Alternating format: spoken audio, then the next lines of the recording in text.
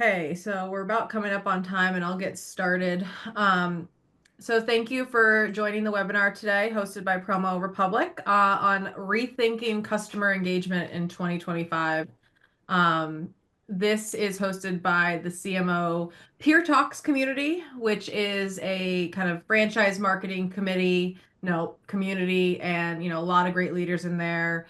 They do get-togethers at events and just a really good overall way to network. So if you want to join, obviously most anyone is welcome.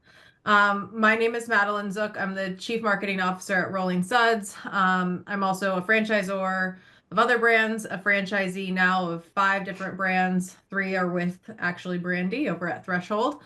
And I'm a co-owner and founder of a few supplier companies as well. So definitely understand the marketing space and the pain points and excited to dig into this with you guys.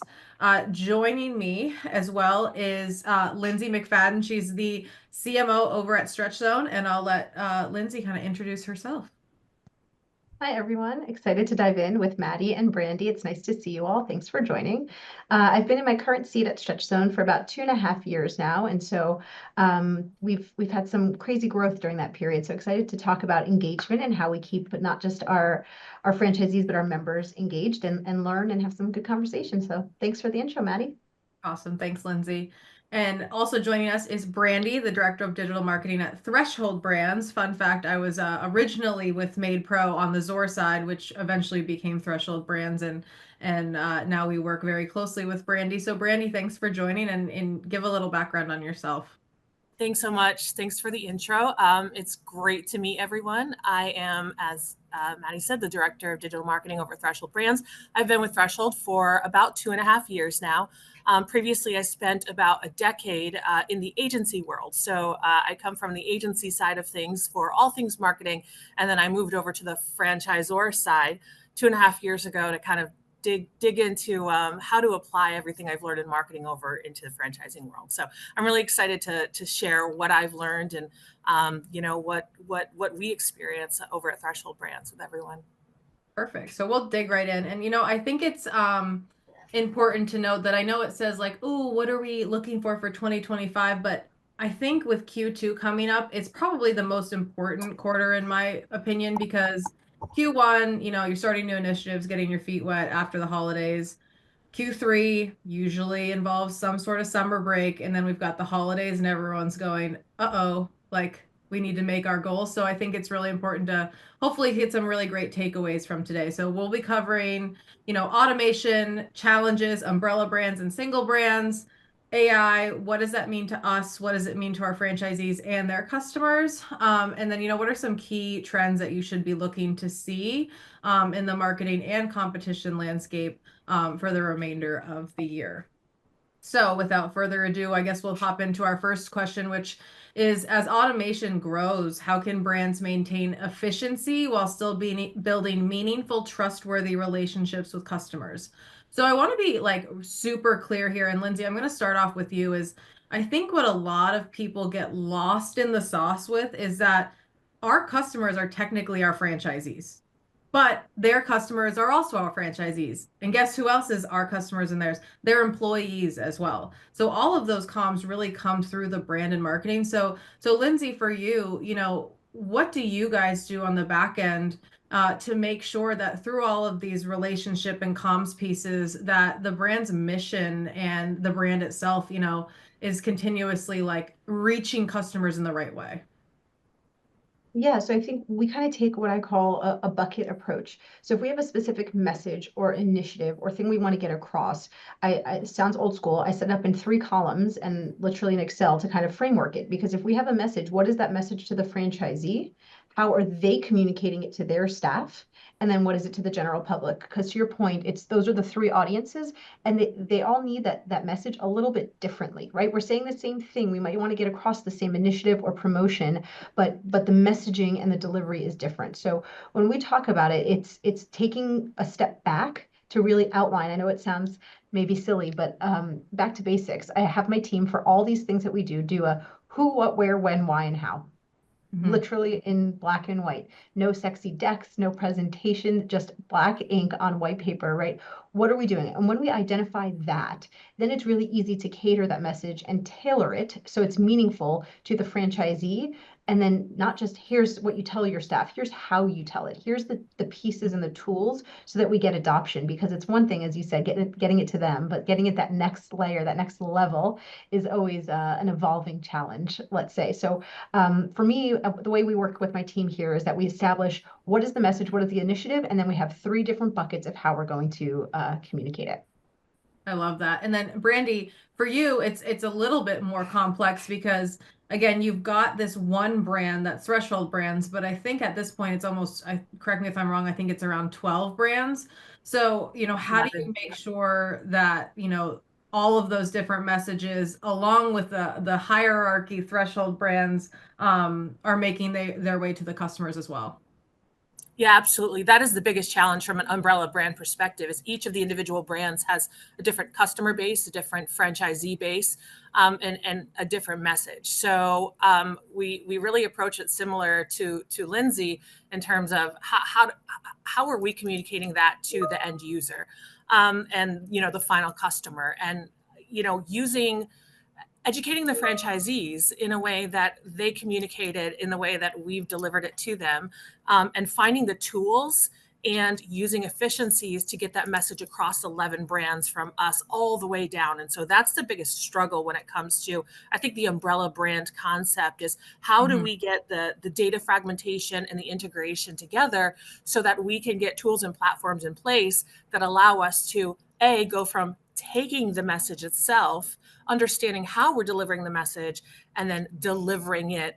Because a lot of times, the biggest challenge sometimes comes at the franchisee level where they're busy, they're running a business, they're overwhelmed with so many things. So how can we simplify, um, enabling them to provide that information out in the right way, and ensure it doesn't get missed? And Lindsay, you and I have a very similar personality and only because I know you better, but there are always going to be franchisees that go rogue and they're like, oh, I just found this great AI chat or this great AI bot and I need this or I need that, or maybe they don't ask for approval at all and you find it out the not great way. So how do you handle that? Because I know we always want to talk about marketing and automation, but it can only be great, to your point, with proper adoption and then the data behind it. So if a franchisee goes rogue and is like, Mr. Tech Head over here, like how do you feed into that and make sure at least what he's doing is on brand, or do you pull it back? It's like you've been in my inbox this week. Um, a little bit of both is the answer. I literally had a franchisee call me and say, I have another business and I just launched this AI chatbot and I need it to plug into our CRM to text all these people and it's going to change the world. And the response is, let's take a breath. What are we talking about here?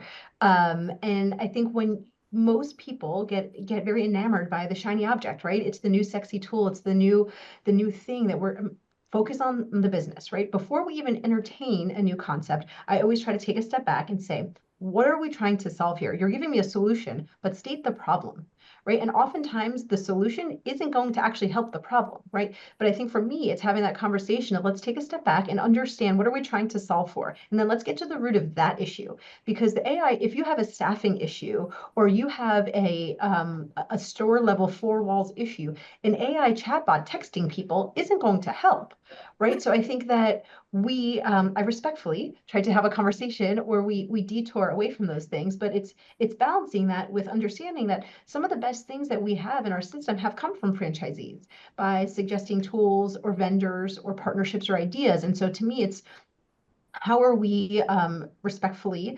re-guiding those wild ideas, but then how are we also listening with an ear on the ground, right? Because we need to make sure that we're working on things that will make sense at the studio level, not just because it'd be easy to flip a switch or execute and do it at the corp level, but will this help the franchisees? So I get a lot of those rogue ideas.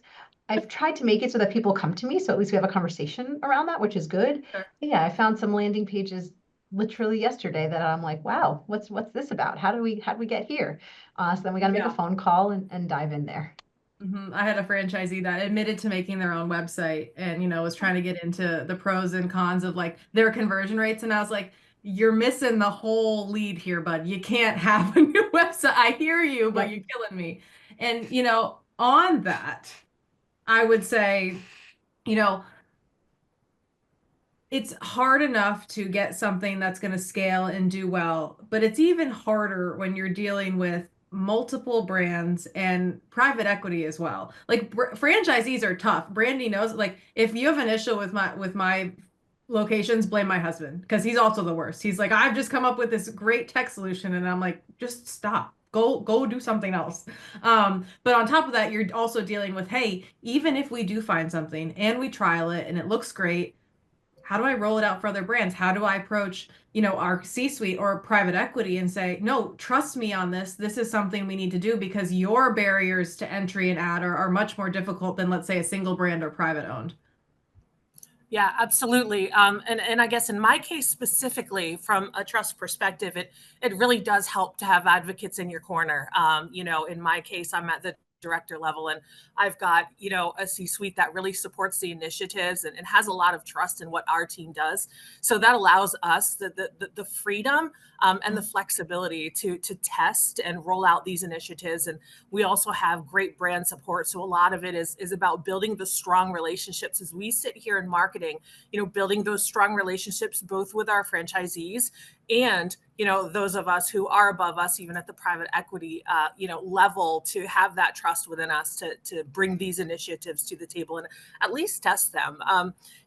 Going back to what Lindsay was talking about, something that I when I'm having these conversations with franchisees, I always go back to again a basic as Lindsay referred to, which is we only have so much time in the day. We only have so much time to focus on our efforts, and we need to decide what efforts are we focusing on. What is the most impactful? This is absolutely a struggle when we're talking about umbrella brands and we're working across 11 brands, because what may be impactful for brand A may be not impactful for brand B due to a different customer base. But when we have that shiny object, discussion with the franchisee, that's really what it comes down to. Is you will be taking time away from something else to follow this shiny object. So we really need to have a talk.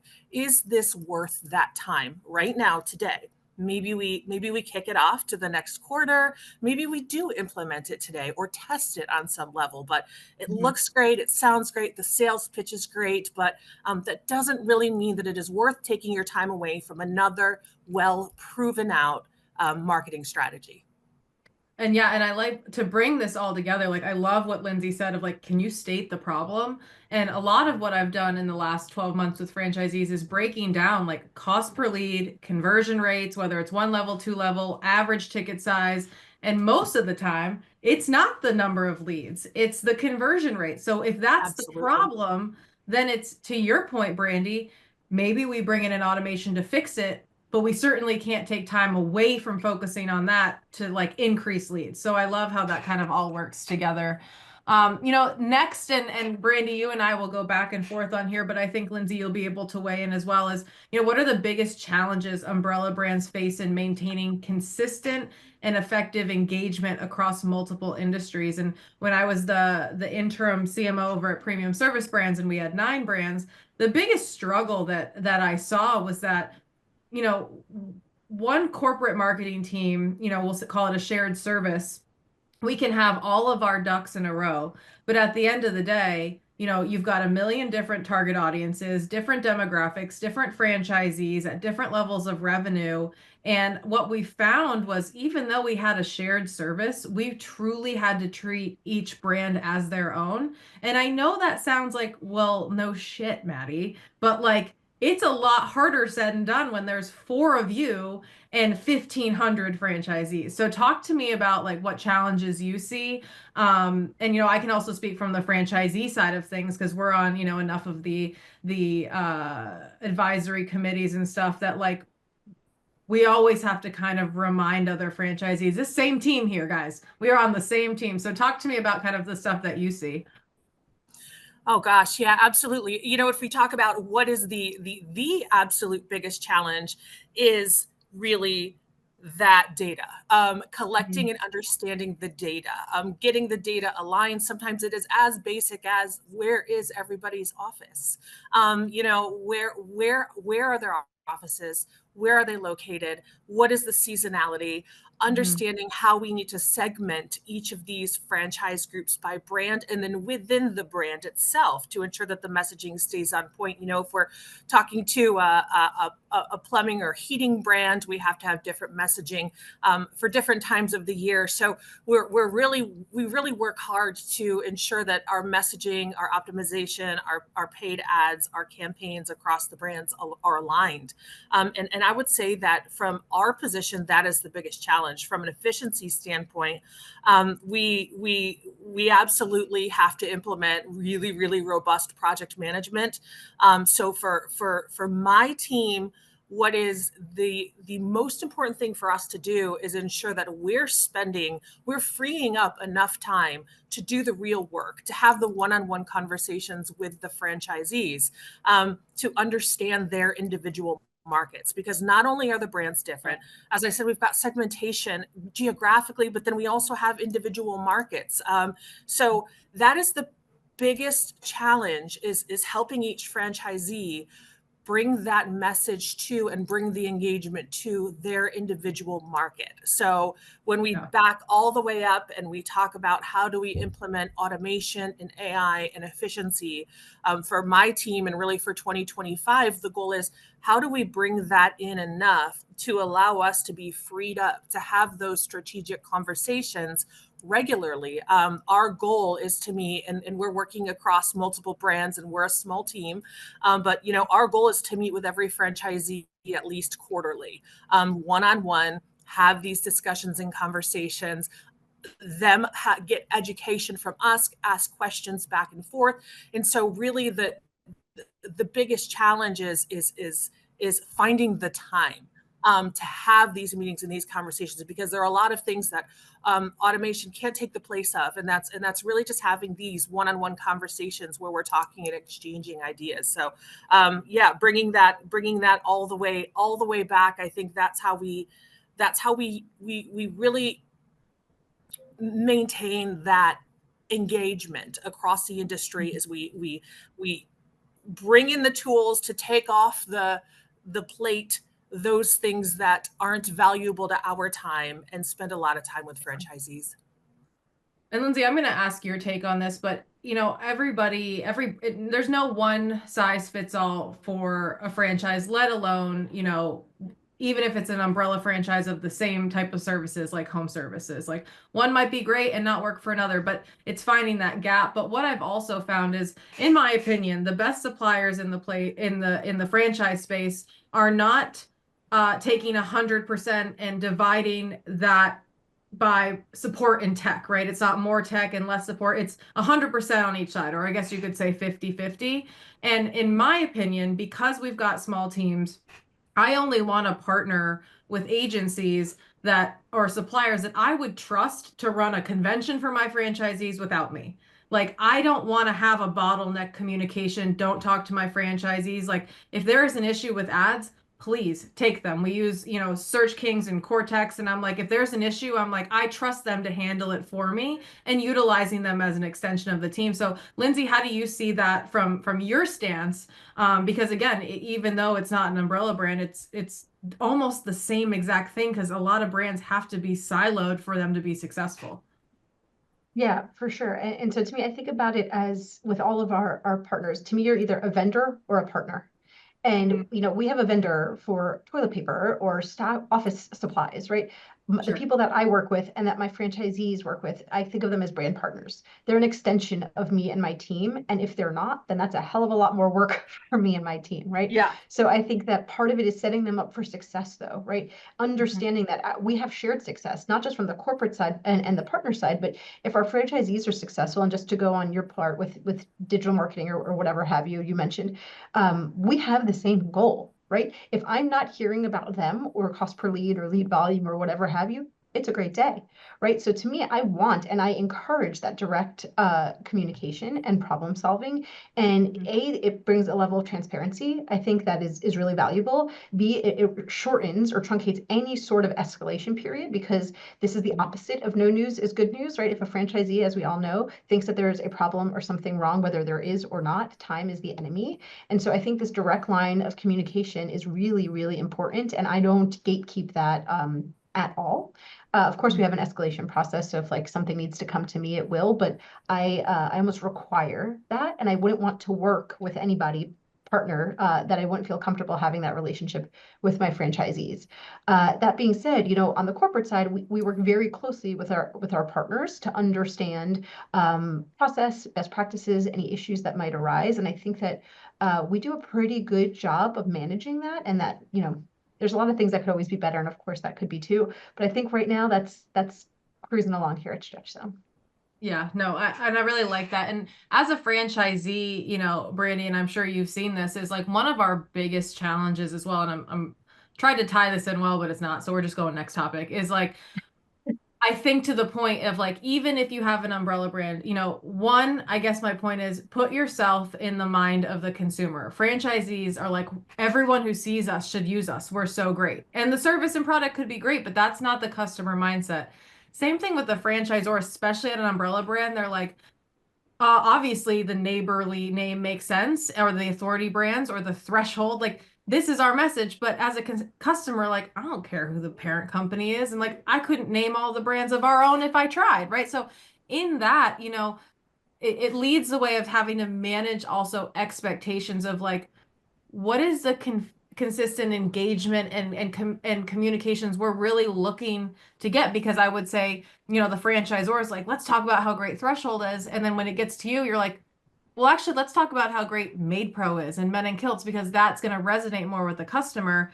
And then my biggest challenge as a franchisee, if we have three of the brands, and regardless of the automations and the support, what we're finding on the customer side is that the customer crossover is like less than 2%. And it didn't matter how many times we're communicating threshold brands, Jesse and Maddie Zook, same owner, like the customer is just not ready for a single person to own multiple brands, not under one name. So, I think we're still working through that, but I wanted to call that out because it is something that comes across my desk quite a bit, and hopefully automation will help in the future. So on that, how can brands leverage AI to deepen customer relationships?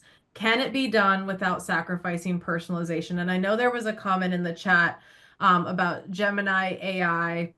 I get asked all of the time about, AI call centers, AI bots.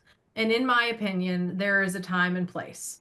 Right now in franchising, and I'm going to pass it to you, Lindsay, too, but especially in home services, like we have a very high risk, high safety issue. And the reason I say that is if you never talk to a single person and you only talk to a bot, regardless of how much it talked like a human, am I going to allow them to come into my home, my most safe, private space, and clean?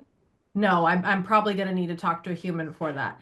Outside the home, maybe a little less, still on my property, right? And then, Lindsay, I'm sure with you, and you'll speak to this, is like, this is their personal health, right? We're also talking about health records, like all of that. So, in my opinion, people are still looking for that human to human. Now, I think there's a level of automating that can get, quicker speed to leads. And I also think maybe this is a solution for franchisees that don't pick up their phone. If I've got a franchisee that genuinely is never going to pick up more than 20% of their calls, an AI bot is better than not getting something called. So I think there's a time and place. But what are your opinions, Lindsay, and then Brandy? Yeah, so I think absolutely. What we say all the time, we're in the people business, right? So what we do is based on connection, right? We have our practitioners are touching our members all day, every day. It's what they do, Quite right? So literally touching. literally, right. AI can't replace that. Although I know Escape robot and massage is interesting. I want to try that myself.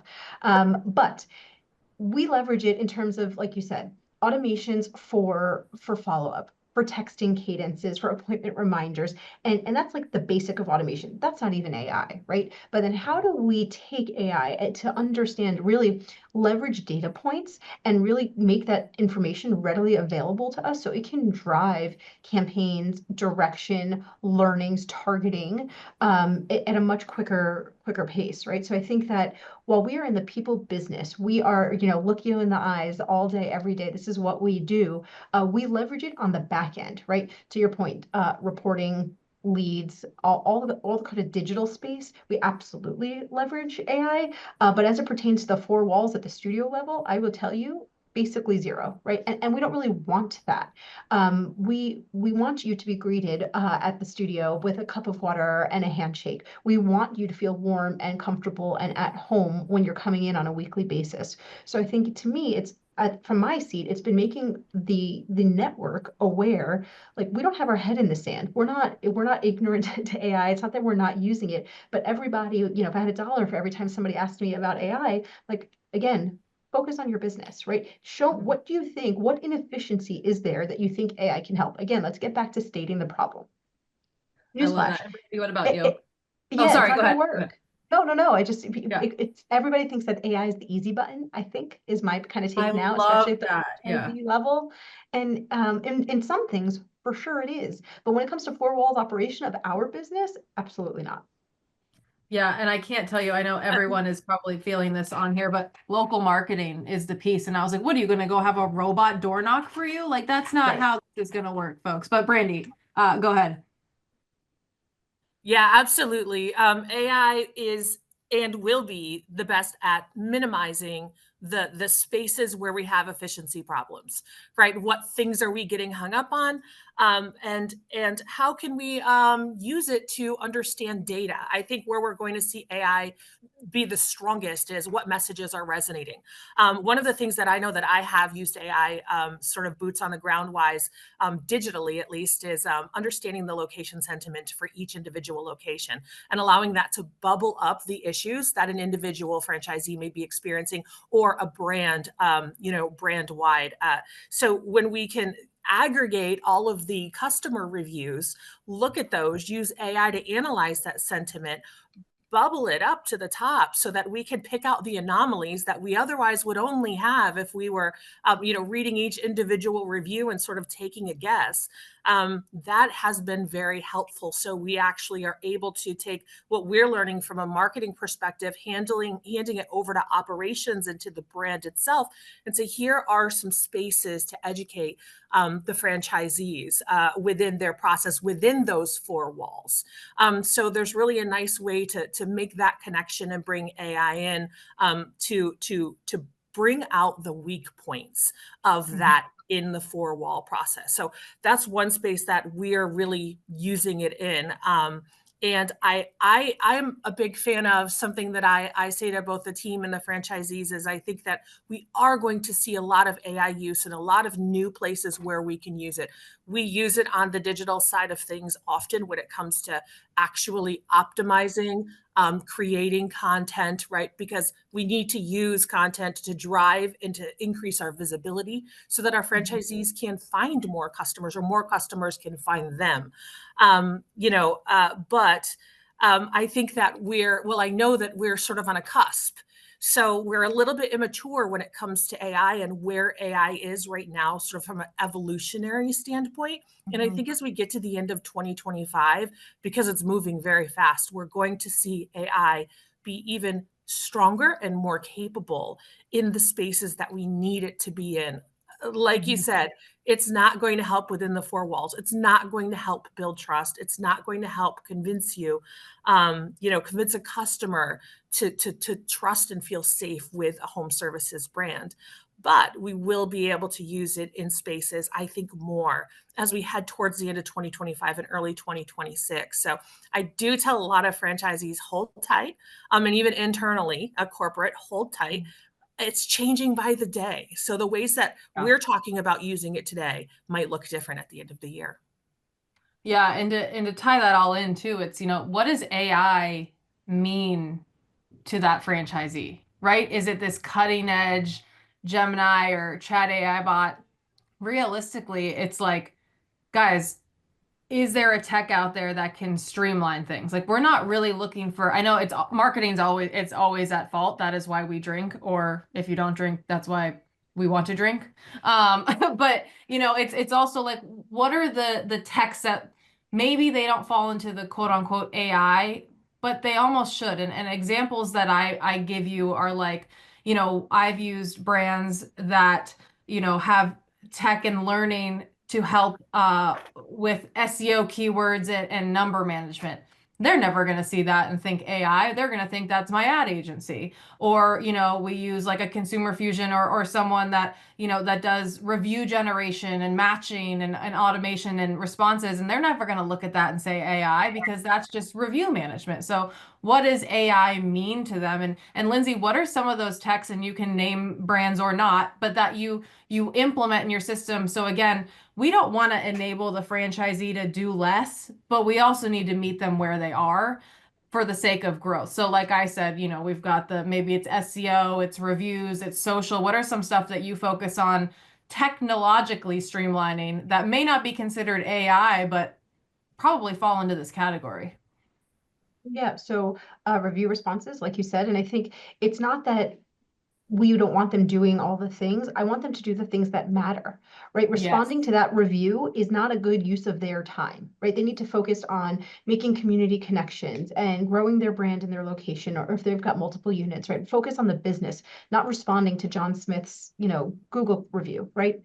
So that's one that we take out of their hands. From a national side, we handle the SEO and the website and their microsites at the corp level, because again, that's just efficient and better held in our view at the corp side. And then we do for social, we provide them a content calendar, a suggested one that they can opt into. So at least we know that for half of the month, there is branded content available to them. And then we encourage them to supplement it with organic, boots on the ground content showing what's actually happening in the studio or in the community. So we try to make sure that we have what I call the baseline covered, and then everything that they do is additive. But I tell everybody all the time, the baseline is not 100%. The baseline is 50%, right? You have to Mhm. do the rest. And we have this kind of outline. It's not the franchisee, it's whether it's the regional manager or the general manager in a studio or their sales associate or whomever it is in the studio. These things have to be done, not all by the franchisee necessarily. And we try to take any of the ones, all that automation off their plate and leave the genuine stuff up to them. Yeah, I love it. And Brandy, what about you? Because I'm sure at your level, you're like, there's a million things I just don't have time to do. So if I didn't have this tech, like Godspeed. 100%, 100% with the scale that we're operating on. I think it's worth mentioning that, where I sit, we operate a little bit differently. I'm the director of digital, and we have an internal agency. So I work in the internal agency itself. So Mhm. Threshold, maybe a little bit different than some other franchisors, has a pretty robust built internal agency, and the franchisees can choose to use or not use us. So we have an additional layer of accountability beyond corporate, because we also sit within corporate, and we have all of our corporate team members, knocking on our doors. So it's a unique situation where it is our job to not only be strong internally from a corporate perspective, but be strong to the franchisees, because we are a revenue building model ourselves. We are an internal agency. So our angle is a little bit different. And so we really, really, really have to find the right ways to use these efficiencies so that we can provide the absolute best services as possible to franchisees so that they choose us. So I would say, that is absolutely true what you said. So for us to be able to do that, we really are held to a very high standard. And so we also take off the same things off of the franchisee's shoulders, as Lindsay mentioned. Very similar in process. And then we also spend a lot of time educating them. One additional thing that we take off of franchisees' shoulders that I think is really, really important and allows us to speak into these customer relationships is competitor research. You know, when I stepped into this space a couple of years ago, that was something that there were a lot of blinders on. I think there's a lot of competitor research done at the brand level, but not necessarily at the franchisee level. So that's something that we really do spend a lot of time on. And by bringing in these different efficiencies of review responding and you know, social content, we also do that baseline. We also educate the franchisees on what it is that they need to do for that, as you mentioned, other 50%. And then how we educate that is through competitor research at the franchisee level. So I tell a lot of franchisees, it is important what you are doing, and we can educate you into as to what best practices are. But within your market itself, what are other folks doing? How involved and integrated into the community are they? How strong of a local influencer brand building are they doing at the level of your local city? Especially in some of these bigger cities, there are competitors who are building local brands, very strong ones, and influencing the area in a lot of ways by using different spaces, TikTok, Instagram Reels, putting them out there in different ways. So, what a franchisee's other 50% looks like may be different for different markets and different franchisees. And so, the real struggle and the real challenge when it comes to personalization is understanding what that looks like. And I tell every franchisee that I work with, we need to be at least as good as or better than the community engagement as our strongest competitor, or we will be risking market share. Yeah, and I love that point. And it brings into question too, you know, with all of these technologies and great suppliers, you know, what is your appetite and risk level and investment level of build it versus buy it? You know, I was with MadePro when we initially built what is now your internal agency. And so again, there's a little bit more longstanding history there. I don't think that they would necessarily choose to build it now. Maybe they will, but it's that, you know, begs the question as well. But I also really love, just a shout out to your team. What you're doing is that, one, we don't force the franchisees in. Two, you have to, you know, earn it. And you know, there were times where we were in and then we were out for a while, and now we're back in and it's doing well. And you know, you're showing that transparency and data, and also giving the option to the franchisee. It's like kind of giving them an autonomy, like within reason. It's kind of like giving training wheels, right? Or Yeah, like it really, children who like run away. I was like, I'm contemplating those leashes. Like it looks bad, but honestly, yeah, absolutely. You know, something that we say to our franchisees is that we, as I mentioned earlier in that last bit, was we have a level of accountability by sitting within corporate that an external agency does not have. If yeah. we are not providing strong and solid results to our franchisees that we work with, which is a lot of the percentage of all of franchisees, operations and brand marketing and brand leaders are knocking on our doors. So we come with Yeah. an extra layer of accountability that makes it a little bit harder for us. We have to work a little bit harder to build this trust with our franchisees, but it really that accountability drives results a little bit stronger than outside agencies may. I really like that. And you know, we're coming to our last slide is, you know, what key trends should businesses anticipate to stay competitive in consumer engagement and beyond in 2025? And I'll just throw my two piece here because everyone knows that I can never shut up. But you know, what I've talked through, and I'm sure people are like, I've heard you say this, but it's very important because one night I had an epiphany after looking at a million spreadsheets where franchisees were like, it's not making money.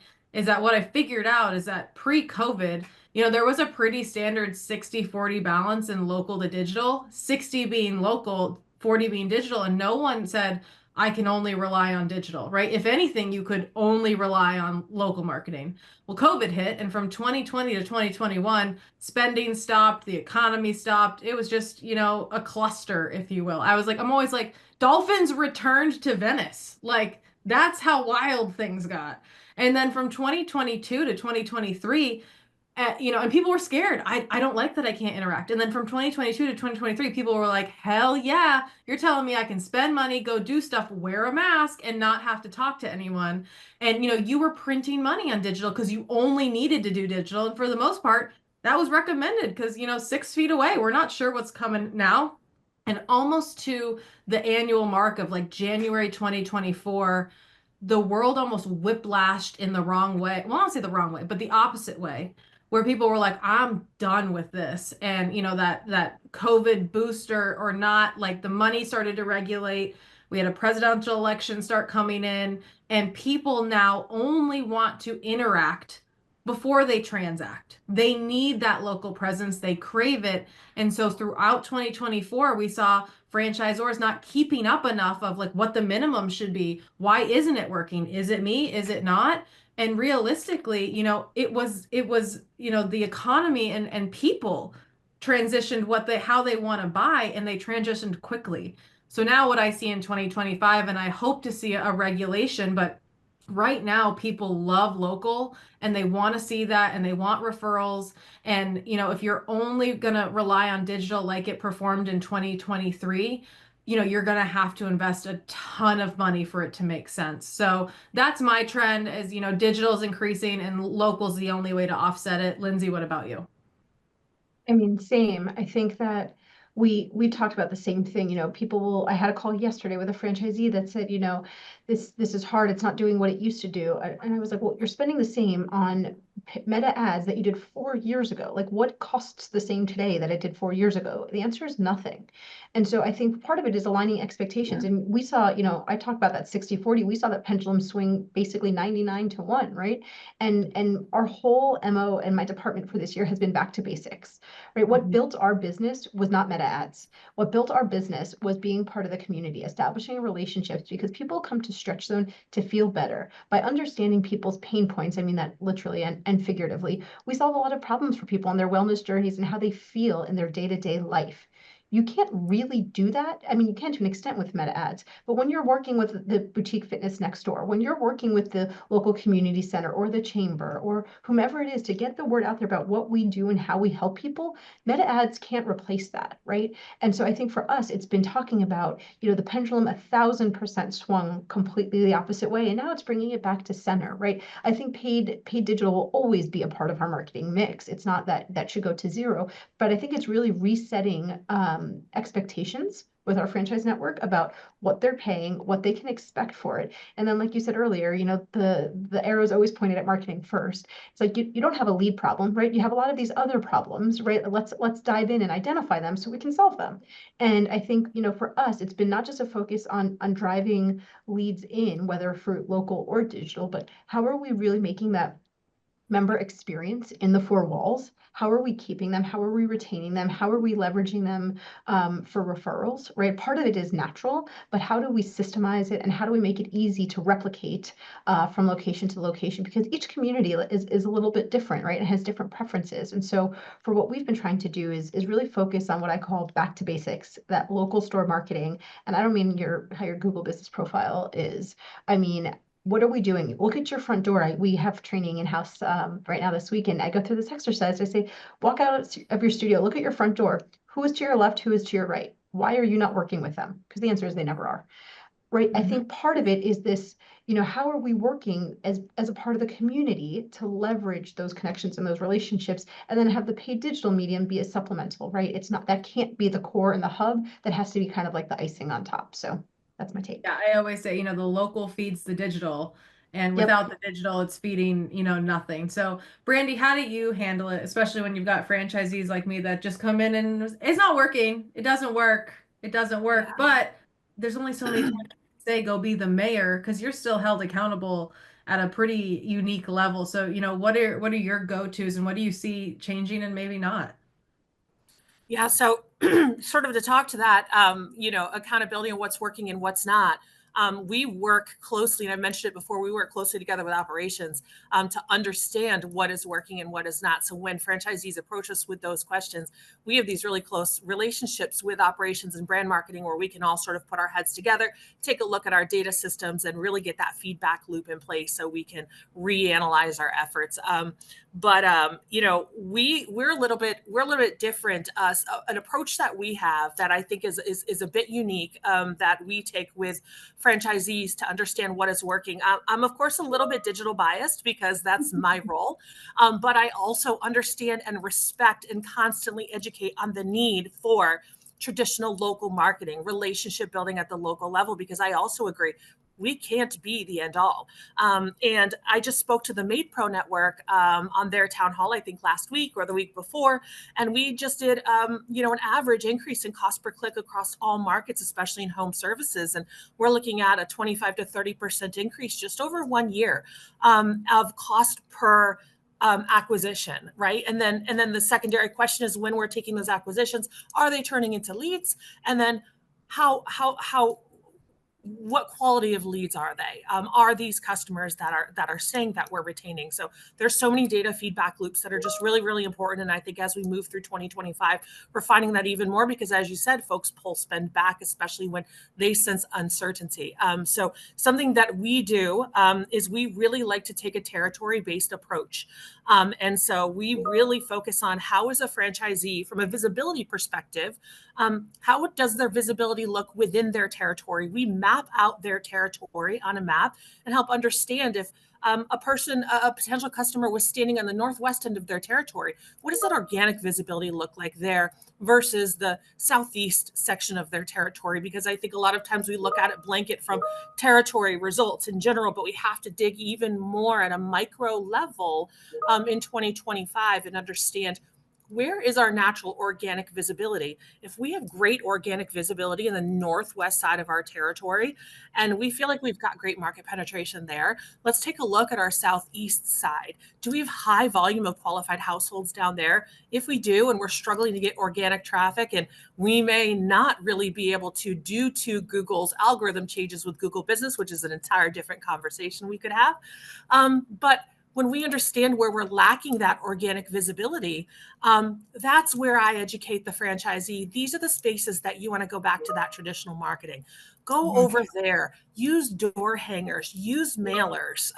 These are the spaces in your territory that you really can lean heavily on this. So really choosing between digital and local, you can make the most bang for your buck, really, if you are approaching it strategically. So something that we do is help educate the franchisees to look at their territories and understand where those visibilities lie, and then how they can make their marketing most impactful by both using digital and local marketing at its greatest efficiencies and impact. Yeah, and I think you made a good call out here is, everything costs more, including clicks, including leads. So what is your leaky bucket? How many times, are we looking at the attrition rate? Is it above 6%? Is it below 6%? Every time, you lose a customer, how much revenue did you lose in lifetime value? Right? How much did you upsell? Did you not? So those are pieces that, we task marketing with also understanding, the lead nurturing and the customer experience. But ideally, as we're talking about customer engagement, this is a big piece of it. I always say, if it's an impressions problem, then it's a budget issue. If it's impressions to leads, or clicks, it's a creative issue. If it's clicks to leads, it's a conversion issue. If it's leads to qualified leads, it's a platform issue. And if it's qualified leads to sales, it's a sales issue. Anything beyond that is an ops issue, right? But obviously it all works together so that we're not losing revenue. So I think that that's a really good piece as well. And it ties into what Lindsay says. It's like, let's go back to basics here. Like, running a business is not rocket science. And I say that as someone who literally cannot do math, but I mean that is like, get more customers, sell more, more frequency, and then, increase your prices. Like, that's how you build a business. And so are we maximizing on all of those pieces? So as we come up on time, I wanted to say thank you. I've worked with Promo Republic on and off for quite a few years, and and I work with them, meaning like I run these webinars and meet with their team when they ask. But they've really committed themselves to understanding franchisees and listening. And I'll always support suppliers that are in it for the long haul. I know, Brandy, I think we use them now at one of our brands, and my very, very rarely does my husband remember anything. He did remember to say, "Oh, Promo Republic, they do a great job." And I was like, "Well, that's good, because I got a webinar in an hour." But I'm going to introduce Alex, who's on the Promo Republic team, and going to give you, the 1 minute pitch, and then we'll have a few minutes for questions. Perfect. Maddie, thank you so much for setting the stage. Thank you, everybody, to all the wonderful panelists. I'm personally supercharged. What a great way to start Tuesday and roll into the afternoon. For those of you who are meeting me for the first time, my name is Alex Harbinyoff. I'm the local marketing consultant been with Promo Republic for a little bit over 5 years and working very closely with the franchise space. For those who are not aware, Promo Republic is a multi-location marketing platform built for the ground up for franchise systems. We're currently supporting a little bit over 90 franchise brand and cumulatively 25,000 franchisees. Our solution provides a data-driven franchise marketing platform that encompasses local search, reputation management, social media, email marketing, and making complex analytics and reporting a complete breeze for both your franchise and your franchisees. If you're having challenges in any one of these channels, definitely don't hesitate to drop me a direct message. I'll also follow up after the webinar, and I'd love to get acquainted. Awesome. Thanks so much, Alex. And yeah, I think the more we can localize automation at scale, that's really what franchising is built for. So with our last 8 minutes, did anyone have any questions they wanted to drop into the chat and or unmute? Daria says, what are the no-goes when trying to engage customers in 2025? Well, first and foremost, make sure that your communication settings don't break the law. Like, don't let them text unless they've opted into text, and don't let them buy lists and then they send a gajillion emails out and blacklist the domain. Like those are things that you're like, common sense, guys, but franchisees are toddlers and in the best and worst ways sometimes. So that's the biggest no-go I always have to say, and as well as like stop making your own websites. Just stop it. Lindsay, Brandy, anything from you guys? Common I know. sense isn't that common, just to go on your part. That's one of my takeaways. I can't tell you how many times I end a call and say that to myself. Yeah, I think obviously not spamming people is number one. I think sometimes people try to use customization, or even back to the AI piece, incorporate AI in terms of customization. And I think we've all got, I hope, down the email first name tags and dynamic tags to fill the blanks, but make sure you've got backups there if you don't have the person's first name. Like I just got an email today that said, hello, first name. Whoops. I think just, when I say back to the basics, make sure the things that you're doing are really thorough. Like, when's the last time you took a step back and looked at your email nurture campaign? Is it current? Is it up to date with how your business is today? You probably set it up and launched it last year, the year before, who knows when, but is the terminology current? Just to me, it's optimizing what you have before moving on to that next shiny object. Exactly. Brandy, what about you? Yeah, my no-go is that we absolutely love your personality, franchisee. We love all of them. But when you respond to 1 to 3 star reviews, leave your personality at home. Our big no-go is pull us in, ask for help. We're happy to respond publicly for those negative reviews. But don't be snarky, don't be angry, don't be upset, don't be defensive. Let's leave it all at home. Let's be professional. And so my big no-go is customers are really, really review focused today. So if you're responding to a negative review, let's be as professional as possible, because customers today, I think, they love reading positive reviews, but they really love reading how businesses handle negative issues and negative reviews. Yeah. If it were to go wrong when I work with this company, what would happen, right? Mitigating that risk. And, another thing that's, controversial is as all hell, but like the franchisee isn't always right. And, I'm not going to let them treat our suppliers like they work for them. I'm not going to let them treat our team like we work for them. This is a collaboration. And so, one of my biggest focuses is honing in on franchisee comms and what's expected of everyone, because at the end of the day, I think sometimes franchisors get bullied into maybe making different supplier decisions or decisions internally that, if we're not looking at the data and making sure expectations are aligned, then it just makes everyone's life more complicated. So, but I will say, Rolling Suds, they've responded very well, and I'm very proud of them. I'm very proud of them. They stand in a straight line. It's wonderful. Any more questions? Go ahead, Lindsay. No, just to chime in one piece of that, I think it's so right. It's not saying, to me, it's like the franchisee isn't always right. And this is not an us versus them thing. I say it all the time, like our goals are aligned. When they're successful, we're successful, and really doubling down on that and making sure that they know that. But then I say it all the time. I'm like, you bought into a franchise for a reason. If you wanted to open Joe's Stretch Shop God bless, Godspeed, good luck. I can't wait to see it down the street. But you didn't, right? You bought into a system for a reason because we have a proven methodology. We have all the tools, the trainings, all the things established, right? This is franchising. And so while we welcome, I don't want it to seem like we're ever closed off from that two-way communication. But yeah, we definitely do not employ a franchisee is always right culture, but I think we are very strong in a franchisee first culture. And I think those are very different, although just one word off. Yeah. I agree. And I think we can all, I think everyone's going to nod when we get those maybe late night or mid-afternoon emails that are, very emotionally charged. And usually I have to remind myself, it's like, okay, well, what's the emotion coming from this before I go like full Philly on him? So just to let everyone know we're in the same boat, and thank God for franchising. Well, on that, doesn't look like we have any more questions, so we'll give you back 3 minutes of your time. Lindsay and Brandy, thank you so much for sharing. Promo Republic, thanks for having me and hosting this. I know that the recording will be sent out, and of course, you can connect with any of us on LinkedIn. We're always happy to help. Thank Bye, you, everyone. guys. Thank you. Bye, everyone.